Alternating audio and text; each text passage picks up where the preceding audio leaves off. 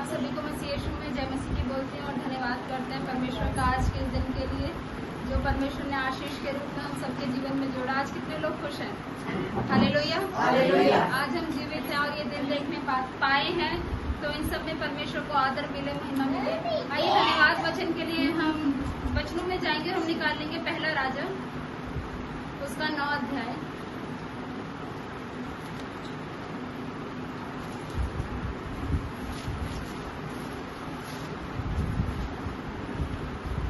पहला राजा उसका 9 अध्याय और उसका 4, 5, 6, 7 हम 4 पद पढ़ेंगे।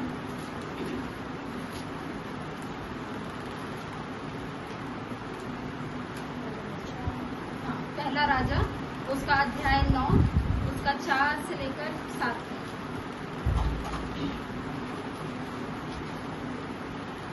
जैसे कि हम इस महीने के आखिरी इतवार में है, संडे में है, तो हम देखते हैं परमेश्वर हमसे क्या बातचीत करना चाहते हैं। धन्यवाद वचन के द्वारा कोई भी पढ़ देगा हमारे लिए। पहला राजा उसका 9 अध्याय 4 से 7।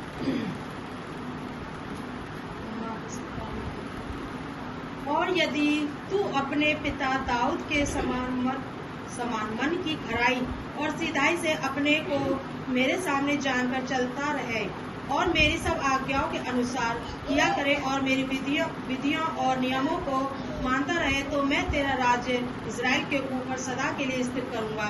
जैसे कि मैंने तेरे पिता दाऊद को वचन दिया था, तेरे कुल में इज़राइल की गद्दी पर विराजने वाले सदा बने रहेंगे।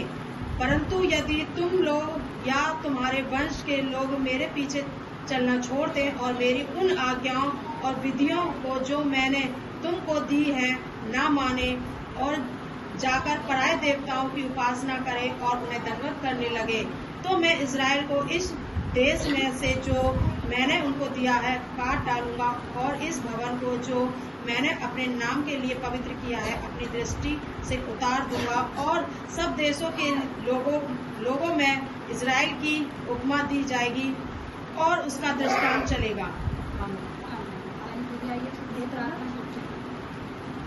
सर्वशक्तिमान ईश्वर सेनाओं के पिता, हम धन्यवाद करते हैं इस वचन का भेद खोलते पिता दे। हम धन्यवाद वचन का वर्णन करते हैं पिता के वचन हमारे जीवनों में 100 गुना फल लेकर आए पिता परमेश्वर। इस वचन से हमारे जीवन से आपके नाम को महिमा मिले, प्रार्थना परमेश्वर मसीह के नाम में। जैसा कि हम राजाओं की किताब पढ़ते हैं और जब हम देखते हैं कि जब राजाओं का शासन था तो राजाओं से बढ़कर कोई भी नहीं था कि राजाओं से बढ़कर और कोई भी हो, क्योंकि जो आखिरी शासन था या आखिरी हम ताकत कहें तो वो सारी राजा के पास थी। लेकिन जब दाऊद के बाद सुलेमान राजा हुआ और सुलेमान ने बहुत सारे प्रॉमिसेस किए परमेश्वर से और वो सारे पूरे भी किए, और हम देखते हैं जब सुलेमान ने सब कुछ बना के मतलब रख दिया, उसके बाद सुलेमान धन्यवाद की प्रार्थना और प्रार्थना में जाता है उन चीजों के लिए जो उसने परमेश्वर के लिए बनाई थी। और जब वो बनाता है, चाहे अपना भवन उसने परमेश्वर का भवन बनाया और अपने लिए भी महल बनवाया, उन चीजों के लिए वो धन्यवाद करता है। खास तौर से सुलेमान धन्यवाद करता है इस चीज के लिए कि जो मैंने योजना की थी या परमेश्वर ने जो वायदा किया था दाऊद से, आज वो क्या हुआ, पूरा होने पाया। हालेलुया। जब हम कोई वायदा बनाते हैं प्रभु से, जब वो पूरा होता है तो उससे अच्छी बात हमें कोई नहीं लगती, और यही दाऊद के जीवन से हुई। और जब दाऊद ने देखा, जब वो घर बन गया भवन, तो उसने कहा 4 पद से जब हम पढ़ते हैं, और यदि तू अपने पिता दाऊद के समान मन की खराई और सिधाई से अपने को मेरे सामने जानकर चलता रहे और मेरी सब आज्ञाओं के अनुसार किया करे और मेरी विधि और नियमों को मानता रहे, तो मैं तेरा राज्य इज़राइल के ऊपर सदा के लिए स्थिर करूंगा। आमीन। लेकिन उससे पहले क्या है, वो राज्य स्थिर करने के लिए तुम्हें क्या करना पड़ेगा, मेरे जो वचन है, जो विधियां, उन पे चलना पड़ेगा। क्या सुलेमान ऐसा कर पाया? आगे हम देखते हैं। जब हम सुलेमान के विषय पढ़ते हैं, क्या वो अच्छा मजबूत बन पाया? सबसे शांति का, अगर हम शांति बनाए रखने वाला कौन था? दाऊद था। सबसे कम लड़ाइयां जिस समय में हुई वो सुलेमान था। सबसे शांति भरा समय सुलेमान का था और सबसे ज्यादा विद्रोह दाऊद के समय पर हुए थे। लेकिन जब भी हम सुलेमान, रहोब्याम या फिर हम जिनके भी उनके बेटों के विषय में पढ़ते हैं, ये वचन बताता है कि मैं दाऊद की सुधि रखता हुआ, दाऊद को जानता हुआ मैं तेरे लिए ये करूंगा। इट मीन्स दाऊद ने कुछ बहुत अच्छा किया है जो उसके बाद वालों ने किसी ने नहीं किया। जब वचन से पढ़ते हैं कि जितने भी आश्चर्यजनक काम है परमेश्वर ने तब किए हैं जब तुमने मेरी आज्ञाओं को माना है या आप मेरे निकट आए हो, तब मैं तुम्हारे लिए कुछ करूंगा। और दाऊद ने ऐसा ही किया।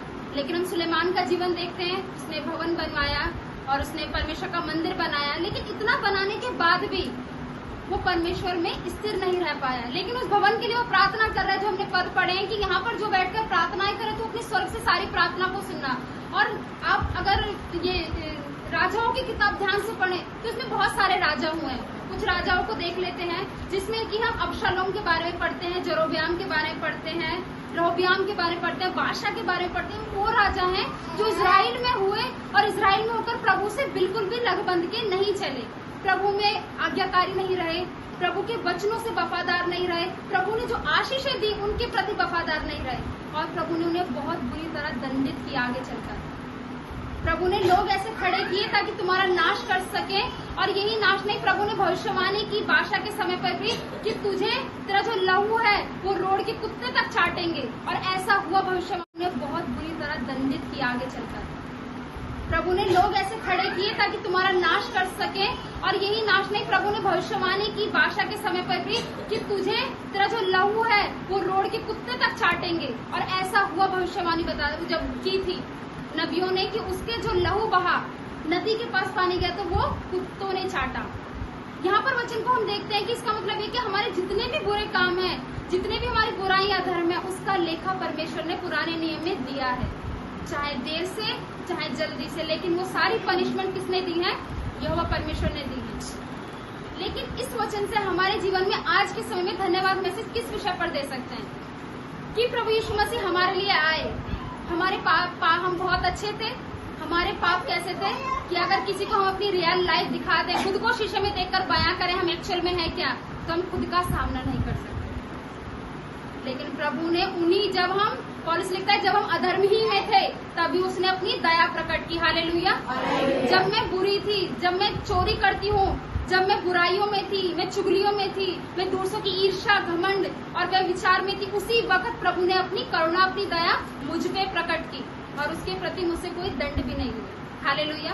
पुराने नियम में देखते हैं, चाहे सुलेमान हो, चाहे उसके बाद जितने भी बेटे आए और बहुत से राजा, जो दुष्ट राजा कहते हैं, वचन में लिखा है इस तरीके से, उन्होंने परमेश्वर के वचन पे नहीं चले और प्रभु ने उनको उसी प्रकार दंडित किया।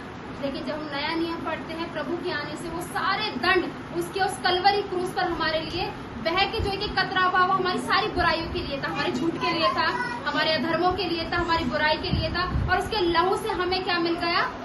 वो जो दंड मुझे भोगना था, उस क्रूस पे जो मुझे चढ़ना था, जो पाप मेरे अधर्मों से भरे थे मुझे चढ़ना था, प्रभु ने क्या कर दिया? खुद ले लिए। हालेलुया। ये क्या है? धन्यवाद का विषय कि प्रभु ने हमें उस प्रकार दंडित नहीं किया जैसे और राजाओं के समय पर उन्हें दंडित किया और नाश किया और बिल्कुल खत्म कर दिया, क्योंकि इस जनरेशन के लिए वो आशीष का पात्र नहीं बने। लेकिन प्रभु ने आज अपने लोग को ठहराया, और प्रभु आज से जब 2000 साल पहले, और बहुत टाइम बढ़ गया, जब प्रभु यीशु मसीह आए तो वो उस जनरेशन के, जब पीटर था, जब मार्क था, जब उनके साथ वो सेवकाई का काम कर रहे थे, प्रभु यीशु मसीह उन सब एक एक जन के लिए क्या बने? आशीष का पात्र बने। सोचो प्रभु यीशु मसीह जिस समय रहे होंगे, कितनी आशीष में वो जाति होगी, कितनी आशीष में वो जनरेशन होंगी। जब प्रभु यीशु मसीह रोडों पर चलते होंगे, सेवकाई का काम करते होंगे, सर्मन ऑन द माउंट दे रहे होंगे, सर्मन ऑन द उस पर दे रहे होंगे जमीन पर, कितने आशीषित होंगे वो लोग। और सोचो प्रभु यीशु मसीह की द्वारा पूरी जातियां क्या पा रही हैं? आशीष पा रही हैं। वो जातियां ही नहीं, पूरी जनरेशन क्या हुई? ब्लेस हुई। हालेलुया। प्रभु यीशु मसीह सेना के साथ आए थे? अकेले आए थे? दाऊद जब प्रभु में आया तो पूरे घराने समेत खुद अकेला आया, प्रभु ने उसे चुना और कितनी सामर्थ्य के साथ इस्तेमाल किया। आज प्रभु ने आपको और हमको चुना है। क्या हम इस जनरेशन के लिए कुछ आशीष का काम कर रहे हैं? क्या हम इस जनरेशन में, क्योंकि हमारी जिंदगी ऐसी नहीं है कि हम जीवन भर में जीते रहे और मरे ना, 100 होने पर, 200 होने पर, इतना होने पर हम मरे ना, ऐसा हो नहीं सकता, क्योंकि हमने कोई जड़ी बूटी नहीं खाई। एक समय है जीने का और एक समय है मरण का। जवाब व्यवस्था वो पढ़ते हैं सौपदेशक। सब कुछ व्यर्थ है, एक समय है जीने का, एक समय मरने का, एक समय हंसने का, रोने का, तो हर चीज का समय है। लेकिन उस समय को हम कैसे यूटिलाइज करते हैं? क्या वो समय हम दूसरों के लिए आशीषित बना पा रहे हैं? क्या उस समय में, जैसे अगर मैं कहूँ सन 1996 में बर्थ हुआ आज तक, क्या मैं दूसरों की लाइफ में प्रभाव डाल पाई हूँ? या आने वाले और 10, 15, 25 साल जो भी जीते हैं, क्या मैं इस समय तक दूसरों के जीवन में कुछ प्रभाव डाल पाई हूँ? मेरा जनरेशन का समय यही सब होगा। हमारे ये छोटे छोटे बच्चे हैं, ये सारे इसी जनरेशन में आते हैं। क्या हम इनके जीवन पे कुछ प्रभाव डाल पा रहे हैं? क्या हम कुछ डिफरेंस क्रिएट कर पा रहे हैं समाज में रहते हुए, इस कलीसिया में रहते हुए? ये धन्यवाद का विषय है, क्योंकि दाऊद ने अपने समय पर रहते हुए इतनी लड़ाइयां लड़ी और वो आगे तक उसके ही नाम से उसका पूरा घराना बचाया गया।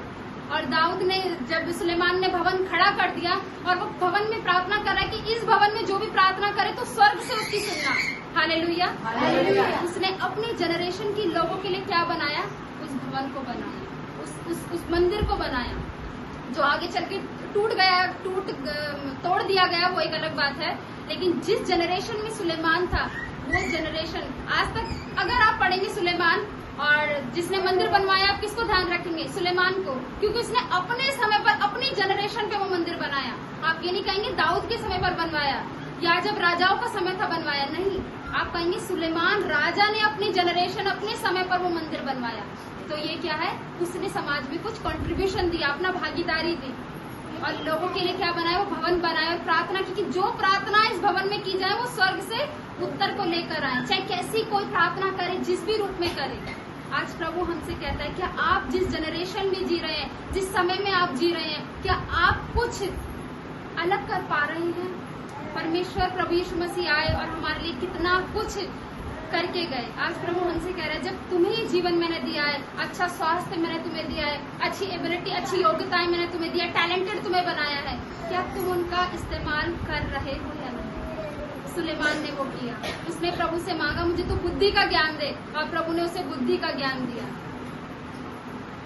आज हम प्रभु से जब कुछ चीजों को मांगते हैं कि हम धन्यवादित हैं, प्रभु तूने मुझे इस जनरेशन में पैदा किया ना, होने दे कि मैं इस जनरेशन में कुछ अलग कहूँ। सन 1996 में बर्थ हुआ, आज तक क्या मैं दूसरों की लाइफ में प्रभाव डाल पाई हूँ? या आने वाले और 10, 15, 25 साल जो भी जीते हैं, क्या मैं इस समय तक दूसरों के जीवन में कुछ प्रभाव डाल पाई हूँ? मेरा जनरेशन का समय यही सब होगा। हमारे ये छोटे छोटे बच्चे हैं, ये सारे इसी जनरेशन में आते हैं। क्या हम इनके जीवन पे कुछ प्रभाव डाल पा रहे हैं? क्या हम कुछ डिफरेंस क्रिएट कर पा रहे हैं समाज में रहते हुए, इस कलीसिया में रहते हुए? ये धन्यवाद का विषय है, क्योंकि दाऊद ने अपने समय पर रहते हुए इतनी लड़ाइयां लड़ी और वो आगे तक उसके ही नाम से उसका पूरा घराना बचाया गया। और दाऊद ने जब सुलेमान ने भवन खड़ा कर दिया और वो भवन में प्रार्थना कर रहा है कि इस भवन में जो भी प्रार्थना करे तो स्वर्ग से उसकी सुनना। Hallelujah, hallelujah. उसने अपने जनरेशन के लोगों के लिए क्या बनाया? उस भवन को बनाया, उस मंदिर को बनाया, जो आगे चल के टूट गया, तोड़ दिया गया, वो एक अलग बात है। लेकिन जिस जनरेशन में सुलेमान था, वो जनरेशन आज तक अगर आप पढ़ेंगे सुलेमान और जिसने मंदिर बनवाया, आप किसको ध्यान रखेंगे? सुलेमान को, क्योंकि उसने अपने समय पर अपनी जनरेशन पे वो मंदिर बनाया। आप ये नहीं कहेंगे दाऊद के समय पर बनवाया या जब राजाओं का समय था बनवाया, नहीं, आप कहेंगे सुलेमान राजा ने अपनी जनरेशन, अपने समय पर वो मंदिर बनवाया। तो ये क्या है? उसने समाज में कुछ कंट्रीब्यूशन दिया, अपना भागीदारी दी और लोगों के लिए क्या बनाया? वो भवन बनाया और प्रार्थना की कि जो प्रार्थना इस भवन में की जाए वो स्वर्ग से उत्तर को लेकर आए, चाहे कैसी कोई प्रार्थना करे, जिस भी रूप में करे। आज प्रभु हमसे कहता है, क्या आप जिस जनरेशन में जी रहे हैं, जिस समय में आप जी रहे हैं, क्या आप कुछ अलग कर पा रहे हैं? परमेश्वर प्रभु यीशु मसीह आए और हमारे लिए कितना कुछ करके गए। आज प्रभु हमसे कह रहा है, जब तुम्हें ये जीवन मैंने दिया है, अच्छा स्वास्थ्य मैंने तुम्हें दिया है, अच्छी एबिलिटी, अच्छी योग्यताएं मैंने तुम्हें दिया, टैलेंटेड तुम्हें बनाया है, क्या तुम उनका इस्तेमाल कर रहे हो या नहीं? सुलेमान ने वो किया। उसने प्रभु से मांगा, मुझे तो बुद्धि का ज्ञान दे, और प्रभु ने उसे बुद्धि का ज्ञान दिया। आज हम प्रभु से जब कुछ चीजों को मांगते हैं कि हम धन्यवादित हैं, प्रभु तूने मुझे इस जनरेशन में पैदा किया ना, होने दे कि मैं इस जनरेशन में कुछ अलग डिफरेंसेस पैदा करने पाऊँ, मेरी लाइफ इम्पैक्ट और प्रभावशाली हो दूसरों के जीवन में। जब मैं ना रहूं तो कुछ नहीं, मेरे काम तो याद किए जाएं। Hallelujah, hallelujah. इसीलिए प्रभु ने कहा कि धन्यवादित बने रहो। इसलिए प्रभु का वचन बताता है, अगर आप 5 और 6 पद पढ़ें, जैसा कि मैंने तेरे पिता दाऊद को वचन दिया था, तेरे कुल में इजराइल की गद्दी पर विराजने वाले सदा बने रहेंगे।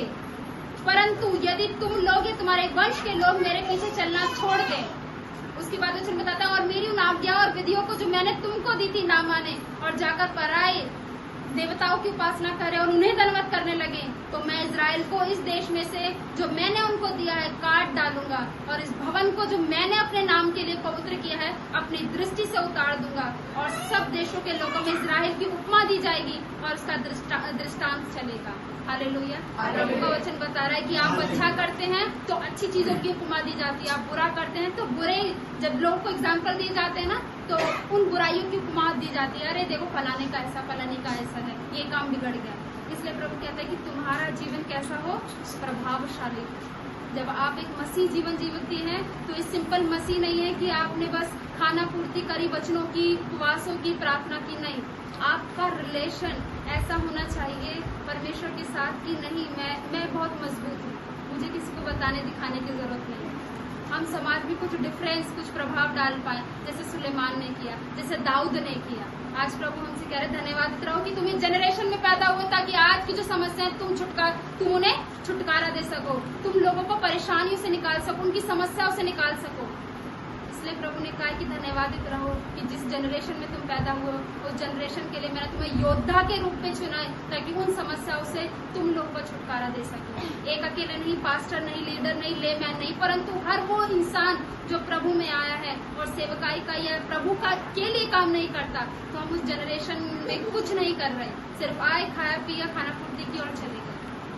प्रभु ने आपको और मुझे ठहराया कि जीवन जो दिया है परमेश्वर ने, इसको आप प्रभु के लिए इस्तेमाल करें, कुछ प्रभाव डालें, समाज में प्रभाव डालें, घर में प्रभाव डालें, अपने लोगों के बीच में, कि आपके काम और आपका नाम याद किया जाए। परमेश्वर आपको बहुत आशीषित करे इस वचन के द्वारा कि आपका जीवन बहुत इफेक्टफुल हो, प्रभावशाली हो। परमेश्वर ने जो आपको जीवन बख्शा और आप धन्यवादित बने रहे उस जीवन के लिए कि थैंक यू जीसस कि तूने मुझे इस जनरेशन में पैदा किया जहाँ बहुत ज्यादा परेशानियां हैं, दिक्कत है, ताकि मैं उनका छुटकारे का पात्र बन सकूं। हालेलुया। प्रभु यीशु मसीह जब पैदा हुए तो जिस कॉन्टेक्स्ट में पैदा हुए बहुत ज्यादा परेशान भरा था, इतने टेंशन